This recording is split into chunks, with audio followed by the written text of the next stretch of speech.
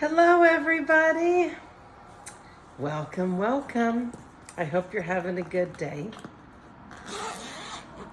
If you have your Bibles, then let's go. And if you don't have your Bibles, let's go too. You can follow along with me. And today is December 5th. Let me get my glasses here and we will get into it. Hope everybody's having a good day so far. Acts 27, 1 through 12, December 5th, Paul sails for Rome. When the time came, we set sail for Italy. Paul and several other prisoners were placed in the custody of a Roman officer named Julius, a captain of the imperial regiment. Archytas, a Macedonian from Thessalonica, was also with us.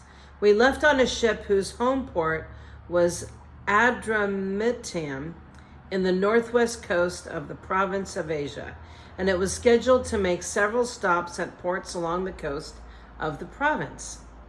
The next day, when we docked at Sidon, Julius was very kind to Paul and let him go ashore to visit with friends so they could provide for his needs.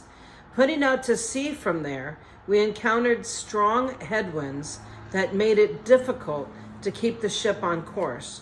So we sailed north of Cyprus between the island and the mainland.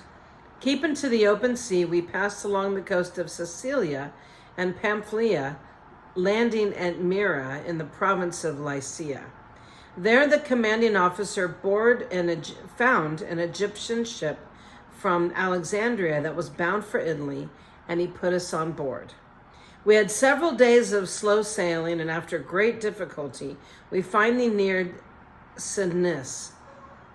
But the wind was against us, so we sailed across to Crete and along the sheltered coast of the island past the Cape of Salmon.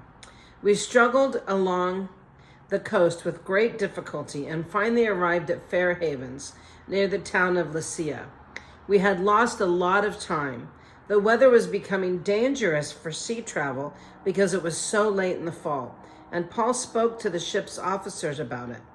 Men, he said, I believe there is trouble ahead if we go on shipwreck, loss of cargo, and danger to our lives as well. But the officer in charge of the prisoners listened more to the ship's captain and the owner than to Paul. And since Fair Havens was an exposed harbor, a poor place to spend the winter, most of the crew wanted to go on to Phoenix, farther up the coast of Crete, and spend the winter there. Phoenix was a good harbor with only a southwest and northwest exposure. The storm at sea. Acts 27, 13 through 26. When a light wind began blowing from the south, the sailors thought they could make it. So they pulled up anchor and sailed close to the shore of Crete. But the weather changed abruptly, and the wind of typhoon strength, called the northeaster, burst across the island and blew us out to sea. The sailors couldn't turn the ship into the wind, so they gave up and let it run before the gale. We sailed along the sheltered side of a small island named Cadia, where with great difficulty we hoisted aboard the lifeboat being towed behind us. Then the sailors bound ropes around the whole of the ship to strengthen it. They were afraid of being driven across to the sandbars of Cyprus off the African coast. So they lowered the sea archer to slow the ship and were driven before the wind. The next day, as gale-force winds continued to batter the ship, the crew began throwing the cargo overboard. The following day, they took some of the ship's gear and threw it overboard.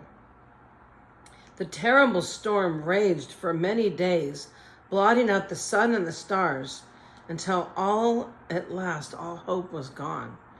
Wow.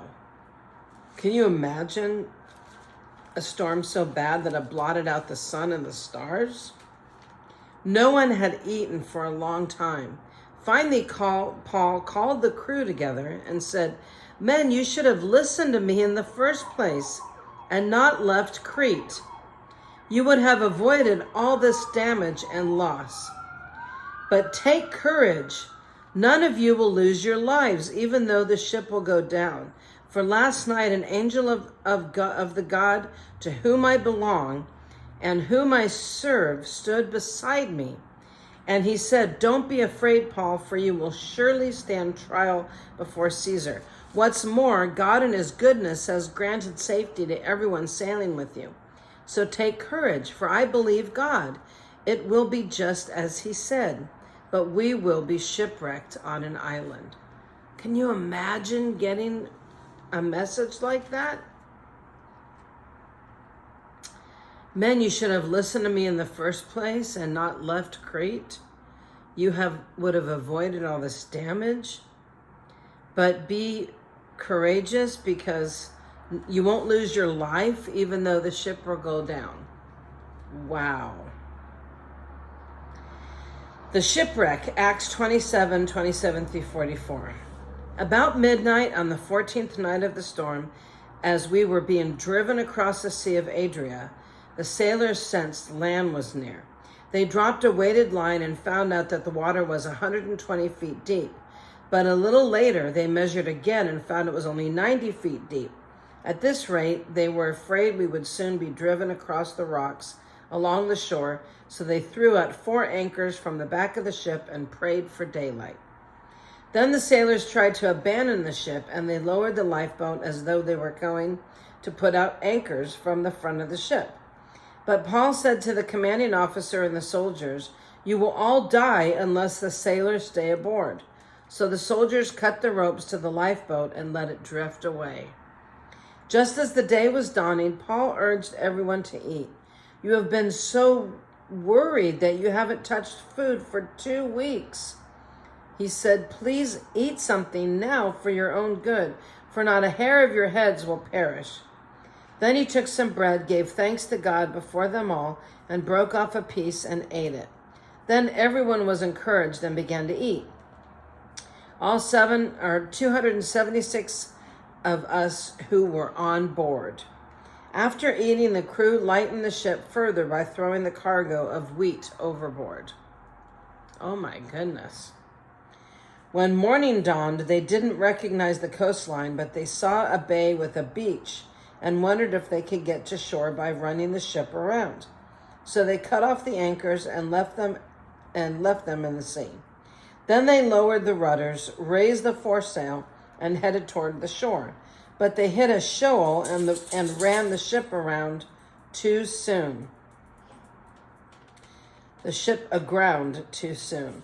The bow of the ship struck fast, while the stern was repeatedly smashed by the force of the waves and began to break apart. The soldiers wanted to kill the prisoners to make sure they didn't swim ashore and escape. But the commanding officer warned to spare Paul, so he didn't let them carry out their plan. Then he ordered all who could swim to jump overboard first and make it for land. The others held on to planks or debris from the broken ship. So everyone escaped safely to shore. Wow. So I guess that is it. That is it for today. What a very short message. Okay. Well, thanks for joining me.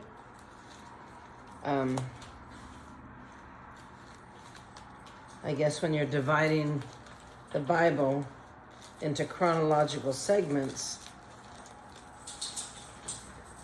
some days are shorter than others. Alrighty then. Please join me tomorrow. I'd love to hear what happens to the men after the shipwreck.